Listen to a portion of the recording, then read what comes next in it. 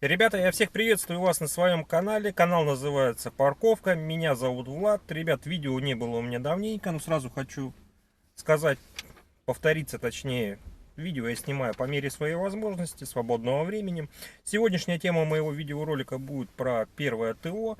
Сделал ТО, нулевое ТО я тоже делал на 7,5 тысячах. Я поменял масло, фильтра масляные и воздушные фильтра. И вот получается еще где-то получается, да, 7,5 тысяч прошло. На 15 тысяч я поехал к официальному дилеру на плановое ТО с жалобами на стук в подвеске где-то с правой стороны. И при небольших кочках, небольшие неровности ближе к правой стороне, может где-то посередине, ну по ощущениям, как будто с правой стороны. Это многие вот жалуются на этот звук, такой как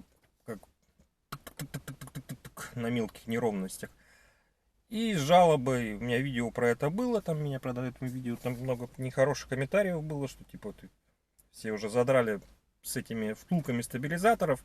Они у меня, ну, кто не смотрел, я ссылку оставлю на это видео.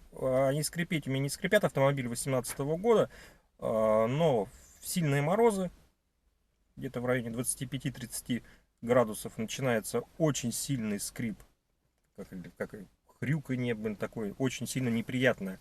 И в сильную жару. Жары у нас в Новосибирске в этот период, сейчас что, жара была пару дней, ну не прям жара, но вот в районе 20-25 градусов начинается тоже, они скрипеть и скрипеть, они начинают не на мелких, а уже на таких более глубоких ямках, и по частному сектору, где глубокие ямки, они начинают скрипеть. Я тоже им об этом сказал. Ладно, это сейчас все, давайте по порядку. Во-первых, сейчас я вам покажу фильтра, что с ними произошло за 7,5 тысяч. Новосибирск, на самом деле, город, я бы не сказал, что, ну, пыльноват город. Обошлось мне это все, это я вам сейчас тоже все покажу, что я еще дополнительно поменял. Обошлось мне это в 6818 рублей. Значит, входила в эту стоимость полностью работа и фильтр салона, фильтр масляный, моторное масло, элемент фильтрующий, так, прокладка сливной. Сейчас я вам покажу. Давайте, сейчас.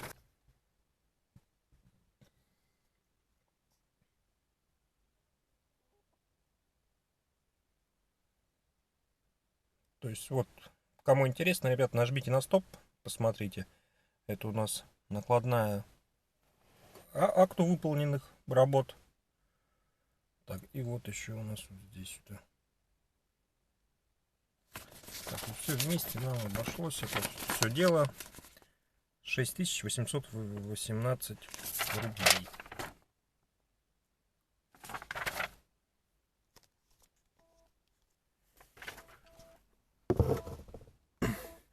По поводу масла. Лью заводское, это которое, как он там идет, Роснефть 5В40, бочковое.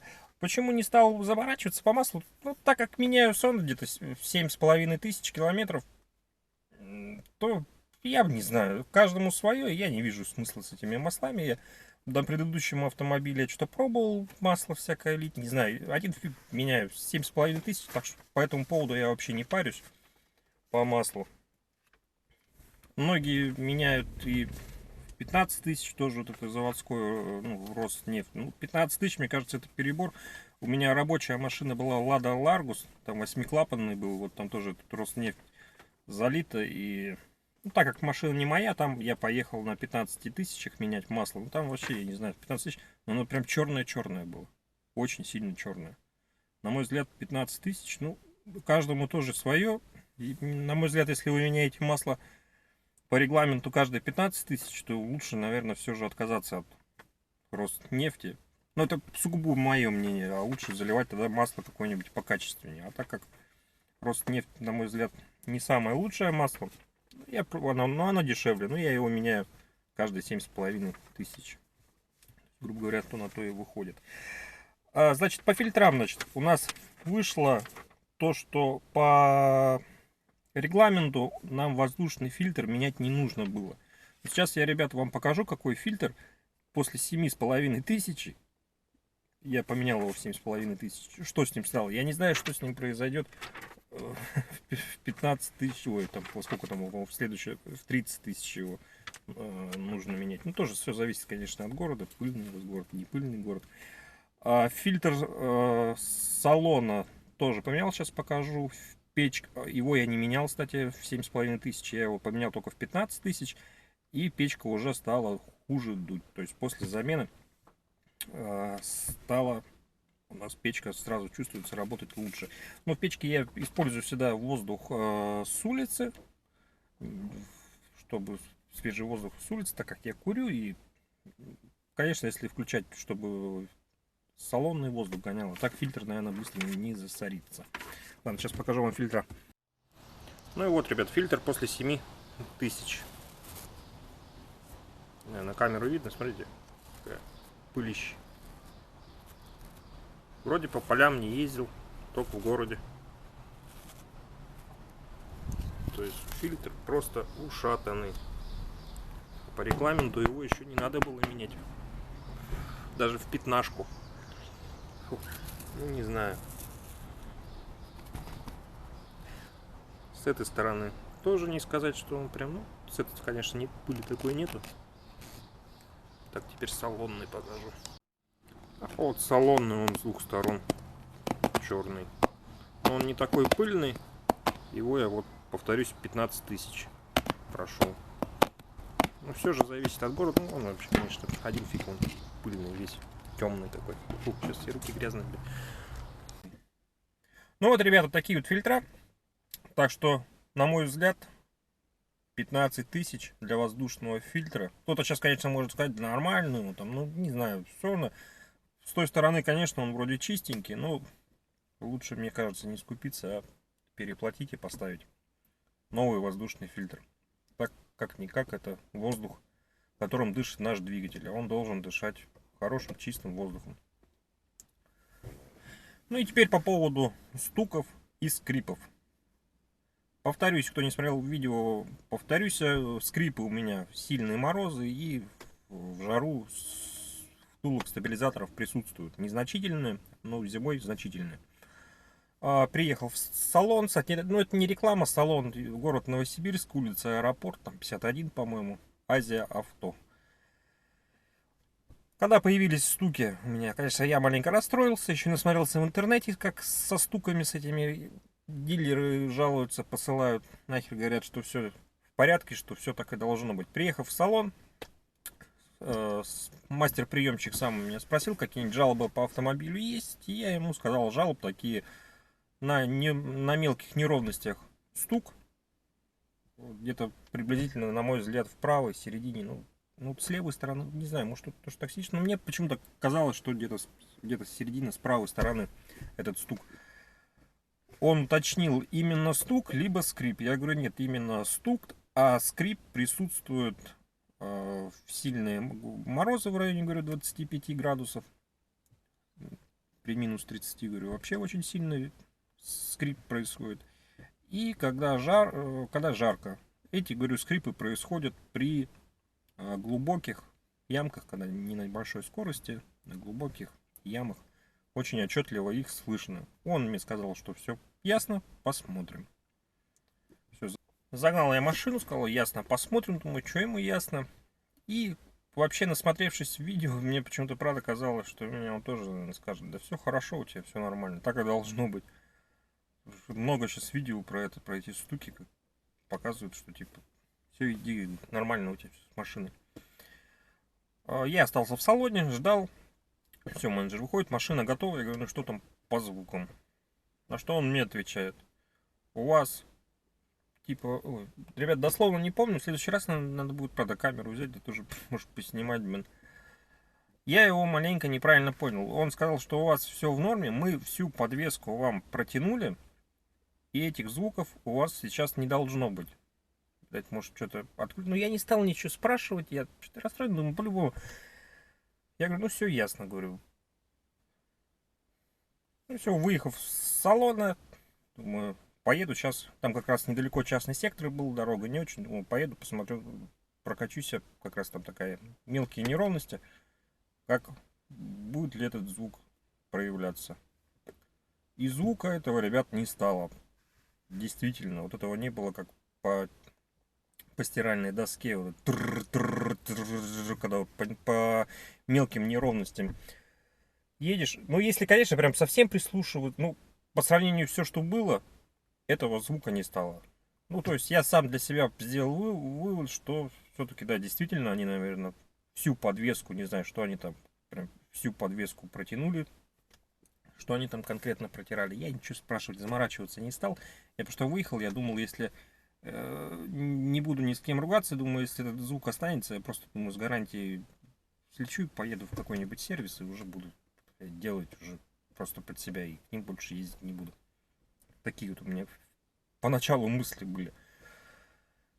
Про скрипы я даже ничего тоже у него спрашивать не стал, но тут произошло через сколько они мне, дня и через 5, наверное, позвонили и сказали: Владислав, приехала запчасть по гарантии. Я спрашиваю, что за запчасть, вроде мне никто ничего не говорил, но потом я вспомнил, он мне говорил, что гарантия неделя, и там такой кипиш был непонятный. Я говорю, ладно, говорю, в общем, все понятно. Говорю, все протянули, говорю, стуков не должно быть. Он, нет, типа, стуков не должно быть. А про скрипы я ничего спрашивать, повторюсь, не стал. И все, поехал. Еще настроение было с этим стуком меня, если честно, маленько это прям подрастроило. Я спрашиваю, что мне об этом, говорю, что мне об этом никто ничего не говорил. То, что по гарантии будет замена. На что она мне сказала, что у вас была жалоба на скрипы в передней подвеске. И вам будут меняться стабилизаторы нового образца. То есть мы назначили время. Все бесплатно. Поехал я. Ну, когда я уехал в салон, конечно, я маленько обрадовался, что эти-то стучки остались. Ну, а скрип и сон там как раз потом была пару дней погода теплая. Скрип и сон маленько чуть-чуть присутствовали. Но они особо меня не досаждают. Я говорю, еще раз повторяюсь и буду повторяться, что это всего лишь таких, когда вот сильные морозы, либо какая-то жара и ямы такие глубокие. Напомню, автомобиль 2018 года, июнь 2018 года. И вообще я читал, я думал, что эту уже проблему полностью устранили. Ну, они, видать, устранили ее, на мой взгляд, наверное, частично с первыми вестами. То есть в первых вестах там вообще и ни жара, ни холод, там в обычные дни чуть мокро, они скрипели очень сильно. Все, я приехал, ну, мы договорились на определенное время, приехал, мне поменяли стабилизатора, я спросил, что там за стабилизатор, он мне, мастер по приему, объяснил, что он мне объяснил стабилизаторы, и втулки в них идут уже впаянные. То есть втулки нового образца, стабилизатор нового образца. Я потом еще в интернете посмотрел, да, они чуть-чуть отличаются. В общем, поменяли мне этот стабилизатор. Получается, втулки уже впаянные идут. Ну и вот отъездил я 4 дня. И тут, правда, сильной жары не было. Но, ребят, на самом деле подвеска стала работать тише. Ну как тише? Она стала работать тихо. Как я купил автомобиль, вот такое ощущение, что он как вот новый стал. Что, в принципе, сейчас я вообще довольный по этому поводу. Особенно я доволен то, что я насмотрелся много видео. Ну, видать, это все зависит от автосалона, от автодилера. Что просто, правда, смотрел видео, просто говорят, да все, и у тебя нормально, и все. Здесь отнеслись. Нормально отнеслись. Все поменяли. Все, что нужно. Имеется в виду даже не то, что нужно, а звука на мои 2 жалобы они устранили. Правда, по времени это заняло ну, чуть меньше 2 недель, так как у меня там не было возможности подъехать. Они мне там ближайшие числа предлагали подъехать, у меня не было возможности. То есть за 2 недели проблема была решена. Так что, наверное, это зависит от автодилера. Не знаю, своему автодилеру. То есть изначально, я повторюсь, думал, все, думаю, нихера они не сделают. Насмотрелся этих комментариев, что они нихера ничего не делают, всех нахер посылают. Я с таким настроем ехал, поэтому я даже особо ничего спрашивать у них не стал. Я почему-то думаю, ну, значит, думаю, все такие. Да, ну.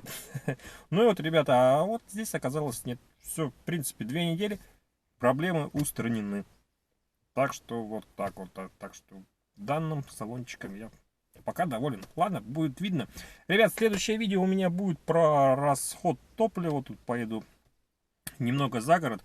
Хочу максимально сэкономить топливо. Ну ладно, это в следующем видео. Видео, я думаю, будет интересно. Ребят, ну вот такое вот видео, не знаю, может быть, кому-то оно было полезно, может быть, было кому-то не полезно. Я надеюсь, что кому-то оно все-таки в чем-то, может быть, поможет. Ребят, до новых встреч. Подписывайтесь на канал, комментируйте, ставьте лайки, дизлайки. До новых встреч, до новых видео. С вами был Влад, канал Парковка. Пока-пока.